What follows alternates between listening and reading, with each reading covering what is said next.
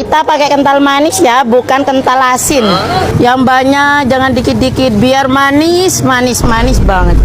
Sampai tetes terakhir nggak tuh kental manisnya? Ya gini nih guys, kalau orang Madura disuruh bikin dessert barbar dan manisnya tuh manis banget. Airnya kita bukan pakai zam-zam, tapi 100 murni halal ya, halal banget ya. Setelah itu kita aduk dulu. Nanti pakai dulu, tuangkan semuanya ya, jangan dikit-dikit, tuangkan semuanya. Masih inget gak sama es permen karet ini? Hawa panasnya Surabaya tuh bisa reda kalau kalian minum es permen karet. Es permen karet anti darah tinggi sudah siap dihidangkan ya. Kita juga punya coklat asli Belgian ya. Mantap, gak kental ya.